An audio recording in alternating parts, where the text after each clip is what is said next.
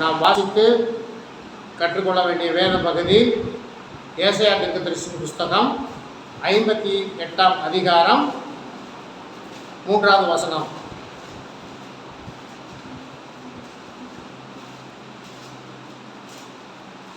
ஏசாயா தீர்க்கதரிசியின் புஸ்தகம் 58ஆம் அதிகாரம் 3வது வசனம். நீர் நோக்காமல் இருக்கிறதென்ன? நாங்கள் எங்கள் ஆத்துமாக்களை ஒடுக்கும் போது நீர் அதை அறியாமல் இருக்கிறதென்ன என்றார்கள்.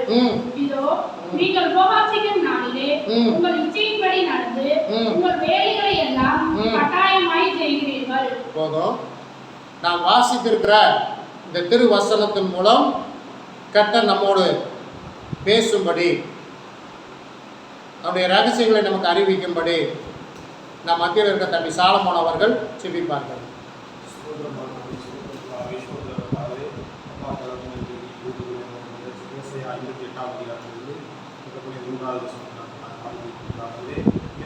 வசனத்தின் மூலமாக நீங்கள் எங்களோட பேசவே அப்பா, இதில் உள்ள ரகசியங்களை நீங்கள் வெளிப்படுத்த வேண்டியதாக செபிக்கிற சோதனைகள் அப்பா, அதை நாங்கள் கேட்டு அப்பா ஸ்தோத்திரமானவர்களை உணர்ந்து உங்கள் வாழ்வில் நடந்து கர்த்தாவை சுதந்திரமான உங்கள் வருகை ஆயத்தப்படும் பிள்ளைகளாக மாற கற்று எல்லா துதிக்கான மேன்மை ஆவணங்களை செலுத்துகிறோம்.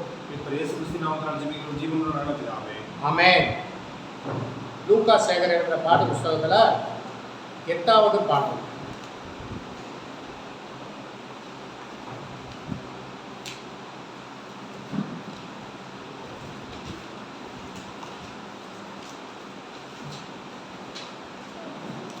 ஒரு நிமிஷம் என்ன நான் சொல்கிறேன்.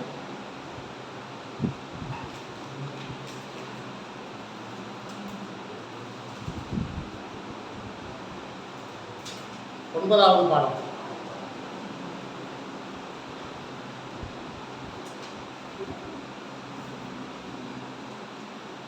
பேசுங்கப்பா, எங்களோடு பேசுங்கப்பா, நீங்க பேசினா இந்த வாழ்க்கை மாறும்.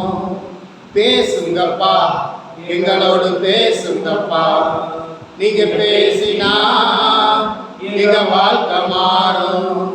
துதிக்கணும்பா, செவிக்கணும்பா, உம் நாமம் உயர்த்தணும்பா. துதிக்கணும்பா, செவிக்கணும்பா, உம் நாமம் உயர்த்தணும்பா. பேசுங்கப்பா, எங்களோடு பேசுங்கப்பா, நீங்க பேசினா எங்க வாழ்க்கை மாறும். பேசுங்கப்பா, எங்களோடு பேசுங்கப்பா, நீங்க பேசினா எங்க வாழ்க்கை மாறும். போதும்.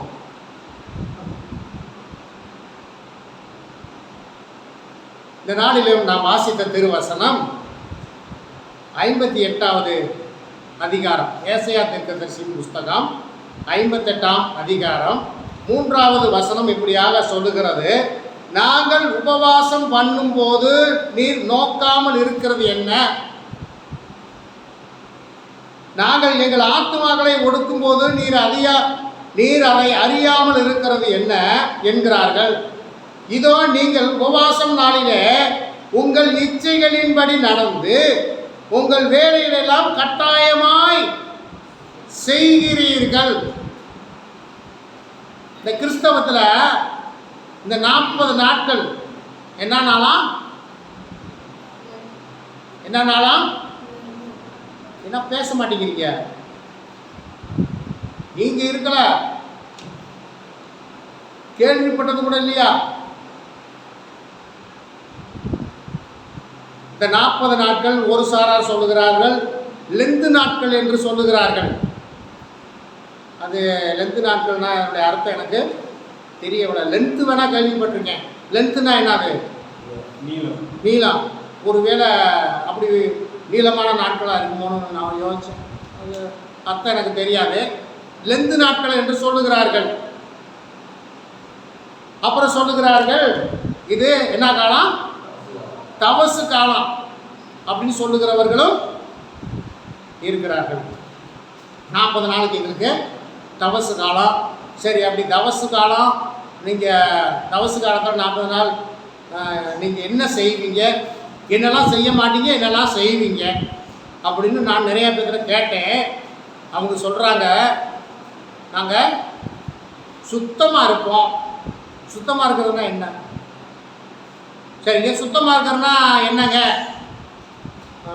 கறி சாப்பிட மாட்டோம்.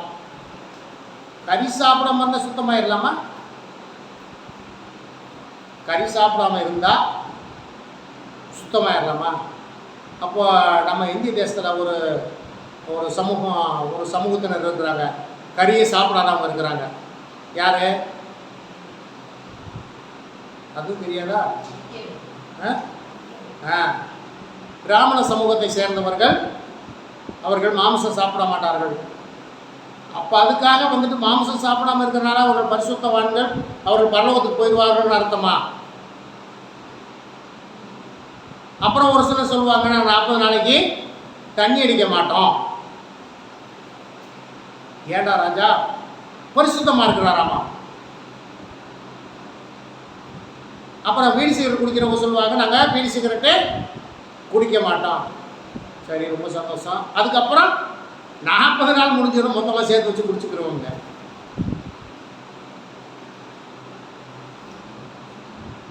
இதுதான் உபவாச நாளா? இதுதான் பாஸ்டிங்கா? சரி, கர்த்தருக்கு ஸ்தோத்திரம். நான் சிலர் சொல்கிறாங்க, இது எல்லாம் வந்து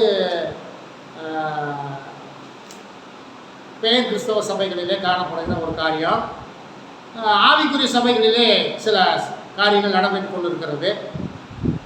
நான் போன வாரம் ஒரு சகோதரன்ட்ட பேசிக்கிட்டு இருந்தேன். அங்கே எங்கள் ஊரில் இருக்க சபையில் 21 நாள் ஃபாஸ்டிங் வச்சுருக்கான். பரவாயில்லையே, எத்தனை நாள்? 21 நாள். 21 நாள் ஃபாஸ்டிங்னா எப்படி இருக்கணும் சொல்லுங்கள்? 21 நாள் ஃபாஸ்டிங்னா எப்படி இருக்குன்னு சொல்லுங்கள் பார்ப்போம். நீங்கள் ஆவிக்குரிய கிறிஸ்தவர்கள் தானே, சொல்லுங்கள் பார்ப்போம். 21 நாள் ஃபாஸ்டிங்னா எப்படி இருக்கணும்? சரி, தண்ணி குடிக்கலாம். வேற எத்தனை நாளைக்கு? எத்தனை நாளைக்கு? நான் கேட்டது சொல்லணும் முதல்ல. எத்தனை நாளைக்கு?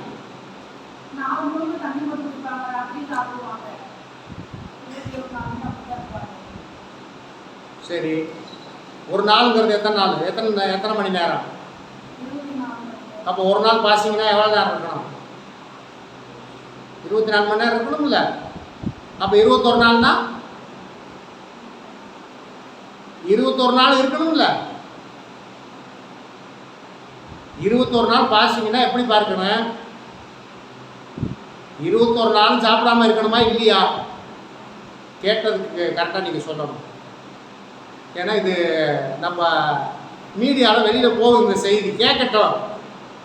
21 நாள் பாஸ்டிங்னா 21 நாள் சாப்பிடாம இருக்கணும். பரவாயில்லையே, 21 நாள் பாஸ்டிங் வச்சுருக்காங்களே, பரவாயில்லையாப்பா, எப்படிப்பா அப்படின்னு கேட்டேன். இல்லை, 11 மணிக்கு, டெய்லி 11 மணிலேருந்து 1 மணி வரைக்கும், டெய்லி 21 நாளும் 11 மணிலேருந்து 1 மணி வரைக்கும். நான் என்ன சொன்னீங்க? யாரை ஏமாத்துறீங்கன்னு கேட்குறேன் நான். நீங்க யாரை ஏமாத்துவீங்க?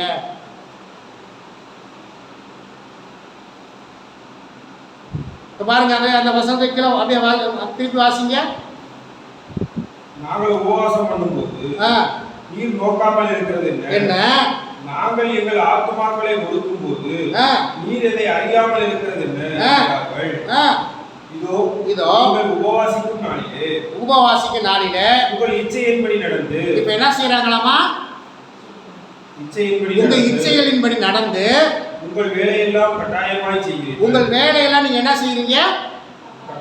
கட்டாயமாய் செய்றீங்க. 11 மணிக்கு இருந்து 1 மணிக்கு முடிச்சுட்டு அப்புறமா என்ன செய்யறது? தன்னுடைய வேலைகளை எப்பவும் போல செய்யணும். நான் என்ன சொன்னேன்? நீ யாரை ஏமாத்துறீங்கன்னு கேட்கிறேன். நான் மனுஷரை ஏமாத்துகிறீர்களா, தேவனை ஏமாத்துகிறீர்களா? நான் என்ன சொல்றேன்னா, நீ ஏன் 21 நாள் பாசிங் சொல்லி இதை பிரகடனப்படுத்தி ஜனங்களை போட்டு குழப்பி நீ 21 நாளைக்கு வா, 11லேருந்து 1 மணி வரைக்கும் உபவாசம் அப்படி எத்தனை நேரம் சாப்பிடாம இருக்கிற? நீ எத்தனை நேரம் சாப்பிடாம இருக்க நான் கேட்குறேன். காலையில் சாப்பிட்ருப்ப 11 மணிலேருந்து 1 மணிக்கு, அப்புறம் 1 மணிக்கு மேலே சாப்பிட்ருப்ப, அப்புறம் நைட்டு சாப்பிட. இது எதுக்கு உபவாசம் ஏன் நீ சொல்ற?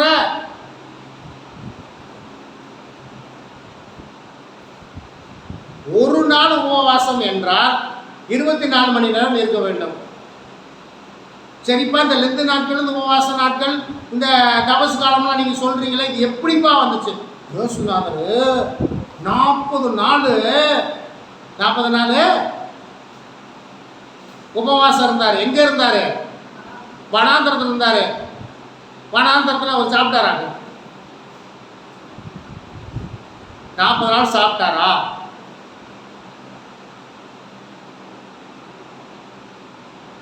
நாற்பது நாள் முடிச்ச உடனே பிசாசு வந்தேன். அவருக்கு 40 நாள் சின்ன பசி உண்டாயிற்று. அப்போ 40 நாள் அவர் உடனே போல நாங்கள் 21 நாள் பாசிங்க சொல்லிட்டு 3 நேரம் நல்லா கொட்டிட்டு உன் சொந்த வேலையில் செஞ்சுக்கிட்டு உங்கள் இச்சையின்படி நடந்து அப்படிலாம் ஆண்டவர் இருக்கலை.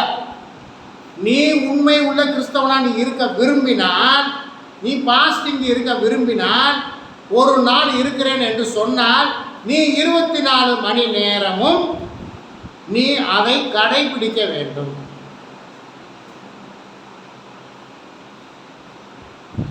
சரி, அதை எப்படி கடைபிடிக்கணும் சொல்லுங்க. இந்த ஒரு 24 மணி நேரம் ஒரு நாள் பாஸ்டிங் எப்படி கடைபிடிக்கணும் சொல்லுங்க பார்ப்போம். வாசிங்கள். மத்தேயு எழுதின சுவிசேஷம் 6:16 வாசிங்க.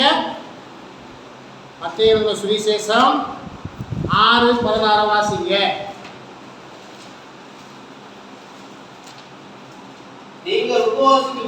நீங்கள் உபவாசிக்கும் போது மாயக்காரரை போல யார் இப்ப இந்த செஞ்சுக்கிட்டு இருக்க? இந்த 21 நாள் பாஸ்டிங்கு, 7 நாள் பாஸ்டிங்கு, 40 நாள் பாஸ்டிங்கு இருக்கிறேன்னு சொல்லிவிட்டு 1 மணி நேரமும் 2 மணி நேரம் இருந்து உங்க இச்சையின்படி நடந்து உங்க வேலையில செஞ்சுக்கிட்டு நீங்க யாரை ஏமாத்துறீங்க? இந்த அப்ப என்ன செய்யணுமாமா? என்ன சொல்லுதுங்க? 6:16 என்ன சொல்லுது? நீங்கள் உபவாசிக்கும் போது ஆயக்காரனை போல முகவாடலாயிராதீங்கள். அவர்கள் உபவாசிக்கிறதை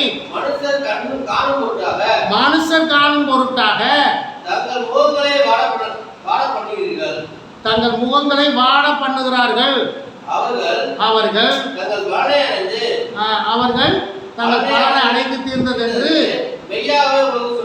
என்ன செய்யறது? இவங்களை போல நான் பாஸ்டிங் சொல்லி ஊரெல்லாம் சுற்றி திரிகிறது.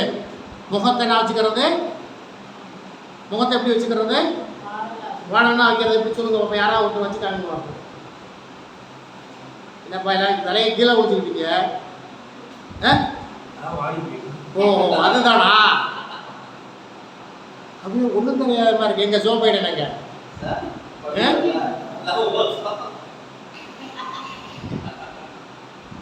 நான் ஒன்றுமே தெரியாத மாதிரி அப்படியே பெரிய இந்த யார் இருந்தா அப்படி நீயோ உபவாசிக்கும் போது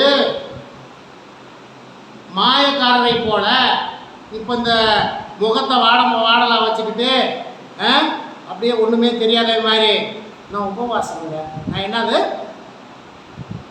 நீ உபவாசம் வச்சிருக்கிறவன் நீ வெளியில் போய் டீ கடைக்கு போனா நான் உபவாசம் பண்ணிருக்கேன்னு சொல்லிட்டு டீ கடைக்கு போய் சாலமோனை பார்க்குறேன். சாலமோனை என்ன சொல்லுவார்? டீ சாப்பிட்டுங்கன்னு சொல்லுவார். நான் என்ன சொல்லுவேன்? இல்லைங்க, நான் இன்னைக்கு பாஸ்டிங்க. இது சரியா? கீழே வாசிக்க 17 நீயோ உபவாசிக்கும் போது அந்த உபவாசம் மனுஷருக்கு காணப்படணும்னா என்ன செய்யணும்? கீழே வாசிங்க. அப்படியே அந்தரங்கத்தில் இருக்கிற பிதாவுக்கே காணப்படும்படியாக உன் தலைக்கு எண்ணெய் பூசி உன் முகத்தை கழுவு. அப்பொழுது அந்தரங்கத்தில் இருக்கிற உன் பிதா உனக்கு வெளியரங்கம். நீ பாஸ்டிங் இருக்கணும்னு நீ விரும்புனா நீ என்ன செய்யணும்? முதல்ல என்ன செய்யணுமாமா? முதல்ல தலைக்கு என்ன, தலைக்கு எண்ணெய் பூசு. அப்புறம் உன் முகத்தை கழுவு. உன் தலைக்கு எண்ணெய் பூசி உன் முகத்தை கழுவு. உன் அறை வீட்டை கூட்டிக் கொண்டு அந்தரங்கத்தில் இருக்கிற உன் பிதாவை நோக்கி நீ கூப்பிடு. இதுதான் உபவாசம். இதுக்கு பேர் தான் பாஸ்டிங். அதை விடுத்து சரி நான் கேட்குறேன், பாஸ்டிங் இருக்கலைன்னா பாவம் என்று வேதாகமம் எங்கேயா சொல்லியிருக்கான்? பாஸ்டிங் இல்லாமல் இருந்தால் பாவம்னு சொல்லி எங்கேயா ஆண்டவர் எங்கேயா சொல்லியிருக்கிறாரா? எதுக்காக பாஸ்டிங் இருக்க சொல்லுகிறாரு? எதுக்காக பார்ப்போம். மறுபடியும் அந்த ஏசாயாவுக்கு 58:4 வாங்க. இதோ வழக்குக்கும் வாதுக்கும் துஷ்டத்தனத்தை உடைய கையினால் குத்துகிறதற்கும் உபவாசிக்கிறீர்கள். எதுக்காக உபவாசிக்கிறாங்களாமா? இப்போ உபவாசம் எதுக்கு இருக்கிறாங்க? உபவாசம் இருந்து ஆண்டவர்கிட்ட போய் என் பக்கத்து வீட்டுக்காரனுக்கும் எனக்கும் இருக்கிற வழக்கை தீர்த்து வைங்க. அப்புறம் வாதுக்கும் துஷ்டத்தனத்தை உடைய கையினால் குத்துகிறதுக்கும். எதுக்கு? பக்கத்தில் இருக்கிறவனை பிடிக்காதவனை அடிக்கிறதுக்கும். அப்புறம் நீங்கள் உபவாசம் இருக்கிறீர்கள். நீங்கள் உங்கள் குரலை உயர்த்தி கேட்க பண்ணுகிறபடியால் இந்நாளிலே உபவாசிக்கிறது போல் உபவாசம் இருக்கிறவன் எதுக்கு இருக்கிறான் தெரியுமா? எதுக்கு இருக்கிறேன்?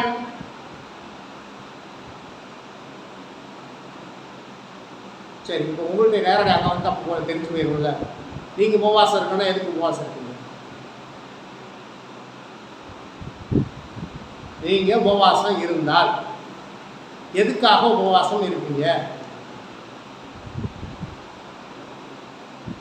அதே இருக்கிறதுலையே அதையே கேட்குறீங்க. நீங்கள் இருந்தால் எதுக்கு உபவாசம் இருப்பீங்க? அங்கேயும் அதே பதில்தான். அதே நாங்கள் இருக்கிறது இல்லையே, அதையே கேட்குறீங்க. சரி, இருந்தால் எதற்காக உபவாசம் இருப்பீங்க? தேசத்துக்காக செபிக்கணும். அப்புறம் யாரா சொல்ல, அது ஓங்கிட்ட வரும்போது நீ சொல்லு. நீ எடுத்து கொடுக்குறீங்களோ? எங்கள் கடையில் ஒரு தம்பி இருக்கிறாரு. எங்கள் முதலாளி கடையில் ஒரு தம்பி இருக்கிறாரு. ஏன்னா அது சிக்கலாயிடக்கூடாதுங்க. எங்கள் முதலாளி கடையில் ஒரு தம்பி இருக்கிறாரு. இந்த நீங்கள் யூடியூப்பில் செய்தியெல்லாம் பார்த்துருப்பீங்க. ஒருத்தர் தமிழில் பேசுவார், இன்னொருத்தர் நீங்கள் செய்தி குடும்பம் பார்த்துருப்பீங்க. பெரிய ஊழியக்காரங்களாம் ஒருத்தர் இங்கிலீஷில் பேசினா தமிழில் டிரான்ஸ்லேட் பண்ணுவாங்க. அது மாதிரி எங்கள் கடையில் எங்கள் முதலாளி ஒரு வார்த்தை பேசினாருன்னா ஒரு தம்பி இருக்கிறாரு. அவர் எடுத்து சொல்லுவார். 2-4 வார்த்தை எடுத்து சொல்லுவார். திறமையெல்லாம் இருக்கணும். அது மாதிரி இப்போ எங்கள் வீட்டுக்காரமா மெர்சிக்கு எடுத்து கொடுத்து. சரி, நீ உபவாசம் தான், எனக்கு தான் உபவாசம். எல்லாம் தூங்கணுமா? குடும்ப நலனுக்காக. அங்கே கூட பார்த்தீங்க சுயநலம் தான். அங்கே கூட என்னது? தேசத்துக்காக. அப்புறம் அழிந்து போகிற மக்களுக்காக.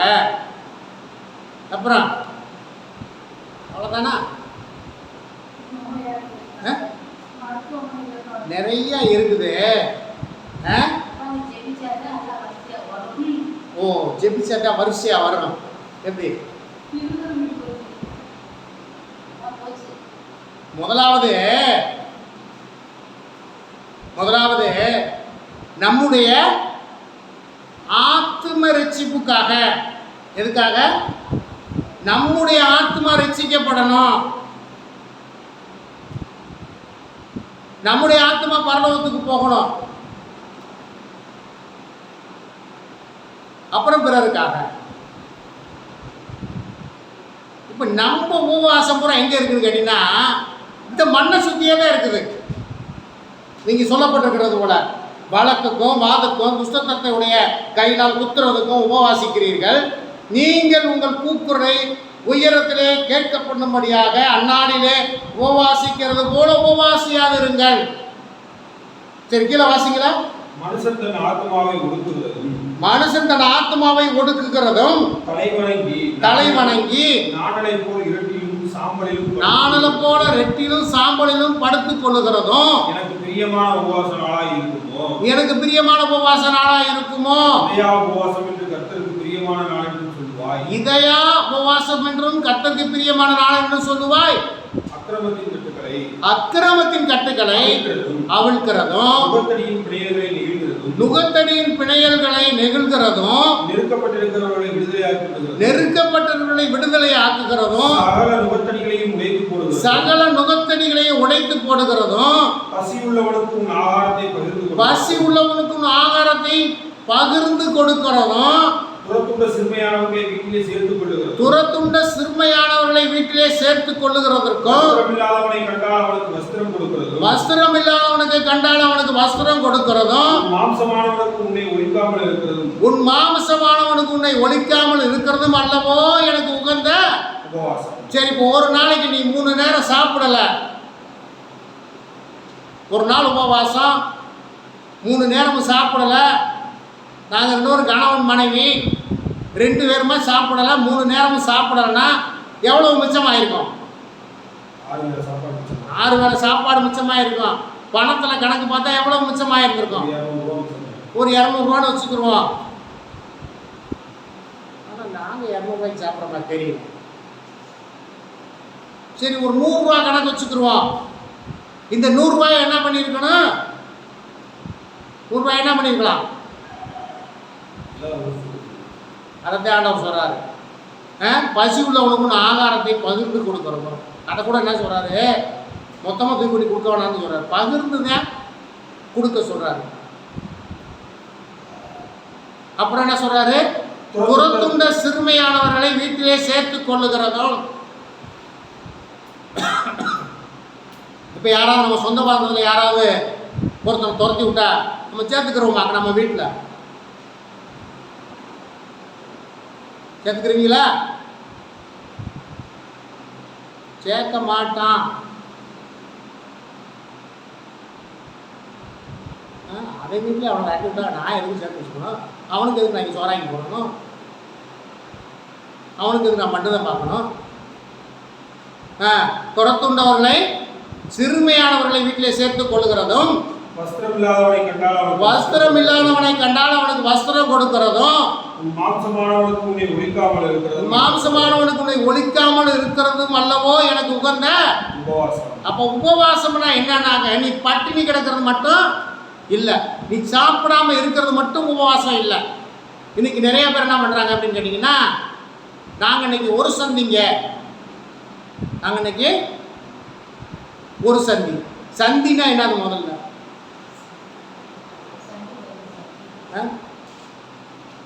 அந்த 4 ரோடு சந்திப்பு அப்படின்னு சொல்லுவாங்க, சந்தி. சரி, அது என்னமோ இருக்கு போது ஒரு சந்திம்பாங்க. சரிப்பா, ஒரு சந்தி என்னன்னு சொல்லுங்க, தெரியாதா?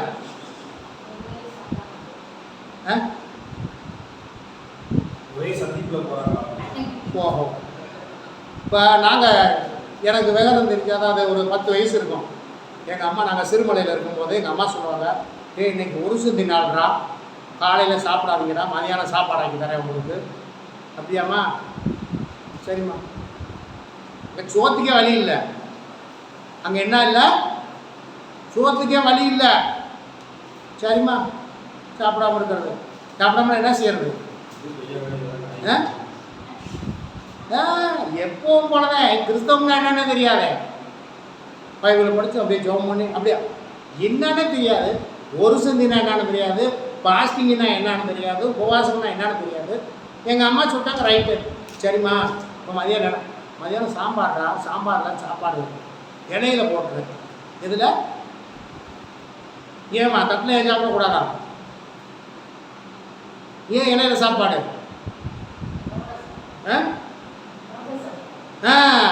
விரதம் ஒரு சந்தி. காலையில் சேர்த்து மதியானம் சேர்த்து கட்டிட்டு அவ்வளோங்க. அதான் ஒரு சந்தி முடிஞ்சிச்சு.